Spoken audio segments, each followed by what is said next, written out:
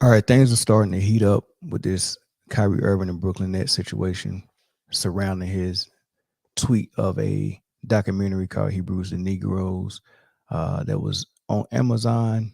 They're claiming it as anti-Semitic, but things are starting to heat up. It appears that Jaylen Brown, who is one of the vice presidents of the NBA Players Association, and several other players have expressed their displeasure and discomfort with the suspension and even the conditions that they set for him to return back to the team. And remember, this is a Brooklyn Nets suspension, not Adam Silver NBA suspension. So it appears that they're coming to stick up for Kyrie, and rightfully so, because I don't think the punishment fits the crime. So I'm gonna get into his interview with the Boston Globe via the New York Post, and I'm gonna read what he had to say about the situation. But first, make sure you hit that like button, hit the subscribe button as well, so you can make sure that you stay abreast to everything that we post on here. But let's get into this article.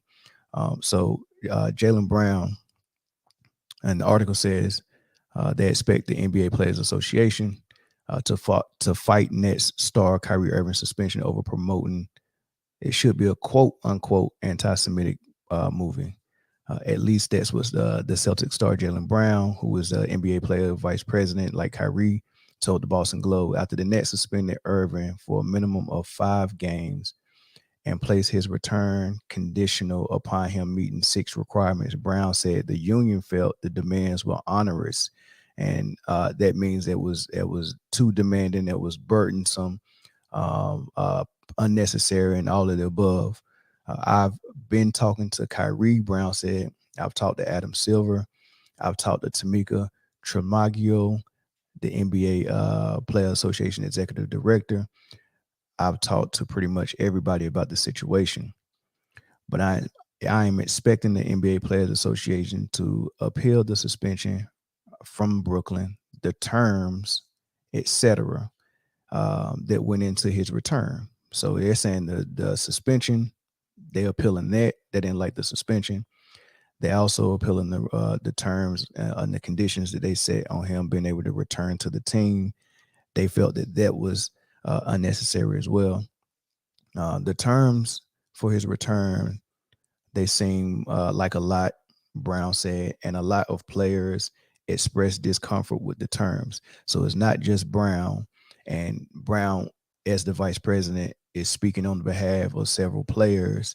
Otherwise, they wouldn't be able to come up and appeal this if it was just Brown that felt like this. So it's several other players that felt like that, which is kind of confusing, um, because what does my man down there play for the Blazers? No, he used to play for the Blazers, play for the um, Pelicans now. CJ McCollum. If I'm not mistaken, he's the president of the Players Association, and I don't think his words that he put out what a couple of days ago is quite matching what Jaylen Brown is saying, because it appeared that CJ McCollum came out and spoke kind of against Kyrie Irving. I'll have to go back and look at what he actually said, but they use his words to actually support the Brooklyn Nets and the rest of what everybody else was saying, going against Kyrie Irving. So it'll be real interesting to see that develop. But I like that Jaylen Brown is speaking up for several players, and just in light of him having to leave down the sports for what Kanye West had to say, is it takes some courage for Jaylen Brown to say, "Hell, no, this isn't right." And it seemed like the players are circling the wagons and coming together finally and saying enough is enough, and they're going to speak up for him. So here are the demands. Just to reiterate what the demands are: the Brooklyn Nets reportedly are demanding that Irving, number one, publicly apologize for the October 27th social media links to the anti-Semitic film. So they're saying that, hey, we want you to come out and apologize for the film, but I'm gonna tell you and explain to you why that's so outrageous. Because why would I apologize for a film that I didn't make, right? So you should go and talk to the producer of the film, Mr. Dalton Jr., talk to him about the film, talk to Amazon about having the film on their platform. If Amazon felt like the film was so racist and so anti-Semitic or so whatever you want to call it, then maybe they shouldn't have it on their platform. I just don't know any other network, if it was just on TV, that would show something if they felt like it was anti-Semitic. But once again, my opinion is that you can't do a deep dive into history and make a documentary on history and cite your sources and still be considered racist or anti-Semitic, right? If I'm telling you this is what someone said in a quote, you can't then come and tell me that my documentary is anti-Semitic. I'm saying what someone said in a quote. You can't tell me that just because I quoted something that Hitler allegedly said, and then I cite that this was alleged, that I was being irresponsible and even quoting Hitler, right? So I understand that there might be a soft spot for some demographics, just the fact that Hitler name came up, but you can't tell a player or any other person with free rights and with rights and free speech that you can't post a documentary that you watch because there was something in the documentary that the Jewish community disagreed with and it hurt their feelings. Like you just can't impose it on someone. So the public apology is already too much because the punishment doesn't fit the crime. Why am I apologizing for it? Furthermore, I apologize for it already, right? I apologized 2 times before you suspended me, but I didn't say the words "I'm sorry," and that wasn't good enough for reporters, and it wasn't good enough for my organization. So they wanted the words "I'm sorry" to come out. They didn't like my apology, even though I said I'm not anti-Semitic, even though I said I love all races, I love all people, and I'm open to anybody's religion. Right? I said all of that stuff. It wasn't good enough for the Brooklyn Nets and reporters and people surrounding the situation. They wanted to hear the words "I'm sorry." All right. So then you suspended him and then he comes out and apologizes. So the fact that you have that as a condition, what I've already publicly apologized on my Instagram is, it's nonsensical. It just don't even make sense for you to do that. Like, it's almost like you're not trying to right a wrong, or you're not trying to um, reestablish a relationship or fix a relationship. It seems like you're trying to embarrass a person or publicly have a pissing match. So condition number 2, complete an anti-hate classes, including donating $500,000 to the ADL or organizations that fight against hate. I didn't practice hate speech. Why am I going to hate classes? I didn't. If I'm Kyrie Irving, I'm saying I didn't practice hate speech. Can we establish that? Because by me even agreeing to meet these terms is also me admitting that what you claim and what label you put on me that I'm agreeing with, and I can prove that to you because I've been looking up all types of history on people getting accused of being anti-Semitic, and it's one historian, and I can't remember his name, but he went on Piers Morgan's show years ago, 6, 7, 8 years ago, after they claimed that he was anti-Semitic, and all he said was that design. He was speaking about the Zionist movement, but that's a whole nother topic for another video. And he made a claim that is supported and backed up on Jewish websites, but it was a unpopular claim. So they asked him, "Are you anti-Semitic?" And he said, "No." Right. And his reply was, "Well, why did you apologize?" Because so many people was misquoting him, just like they're doing Kyrie Irving, misquoting him and adding stuff to the pot, and pretty much lying in the media. And his organization asked him to apologize, and he did. So years later, when they're interviewing him, they asked him, "Is he's anti-Semitic?" And he's saying no. And it was like, then why did you apologize if you don't feel like it was anti-Semitic? So once you get that apology on you're pretty much backtracking and saying whatever I said was anti-Semitic and I'm apologizing for it. But that's how they play it. It's a media trick. So yeah, him agreeing to go to an anti-hate class would also be an admittance that I practice hate speech, which he didn't. Complete sensitivity training. Why? All he did was post a link. Like, none of this fits the crime.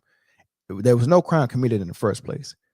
But if we're saying quote unquote punishment and crime, this punishment doesn't seem to fit the crime, especially when this punishment on the onset at the beginning was take down the post, apologize to the Jewish community, which he did. Now they're adding 6 more conditions.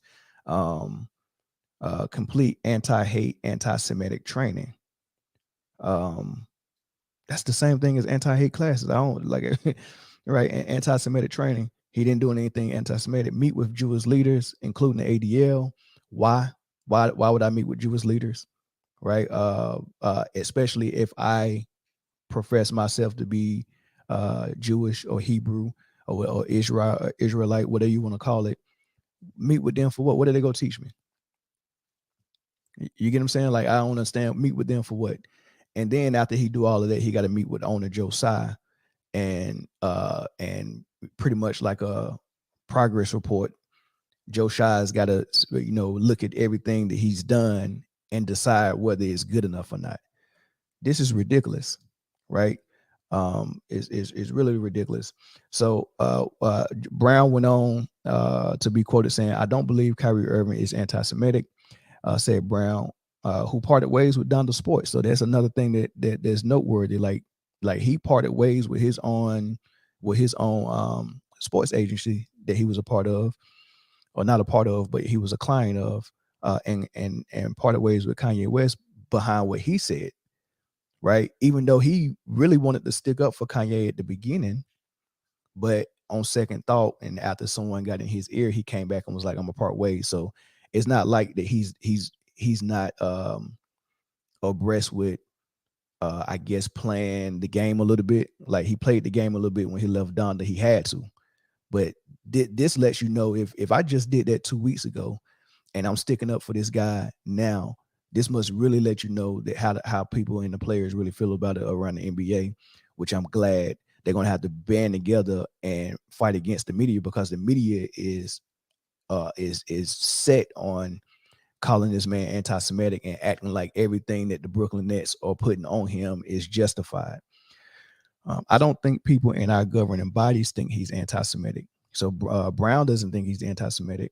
People around the NBA Players Association don't. I'm pretty sure the players around the league, they all come up to Kyrie and hug him before and after the games, and he say peace and love and all that stuff. I'm pretty sure when you get to know this guy on a personal level, there's no way you would think this dude has any ill will or hate toward any community, and not the Jewish community either. So I like, anti-Semitic is a bad label to put on him, especially when he keep telling you, "I'm not anti-Semitic." We understand from an outside perspective how important sensitivity is to not condone hate speech and not condone anything of that nature. It's sensitivity to the dialect around that. We don't want to stand up for someone or somebody in order to not condemn hate speech. But I don't believe Kyrie Irving is anti-Semitic, and hopefully the NBA feels the same way. Silver, the NBA commissioner, who's also Jewish, also demanded that Irving meet with him this week. That sit down is expected to take place Tuesday, which is today. He made a mistake, Brown said. He posted something. There was no distinction. Maybe we can move forward, but the terms in which he has to fulfill to return, I think, not just speaking for me, speaking as the vice president for a lot of our players, we didn't agree with the terms that was required for him to come back, and we're waiting for this Tuesday meeting to happen to see what comes of it. But we'll go from there. That's all I say. And it sounds like they're ready to go to bat for Kyrie Irving. It sounds like if this meeting doesn't go well with the commissioner, and they still allow the Brooklyn Nets and Josiah and Sean Marks to publicly castrate this man and publicly embarrass him and set returns or set conditions for him to return to the team in such a way that he almost can't meet those requirements, right? Very unfair punishment that they're putting on him. I'm glad the NBA players are sticking up for him, man. But we can finish this conversation in the comment section, man. Y'all, please let me know what y'all think. Do y'all think it's a good sign that Jaylen Brown and the NBA Players Association is coming to stick up for him? Do you think it's justified? What the punishment is that the Brooklyn Nets is putting on him and the requirements for his return? Throw all that stuff in the comment section, man. Make sure you hit the like and the subscribe button, and make sure you tune in to everything that we got coming forward in the future. I appreciate y'all. Peace.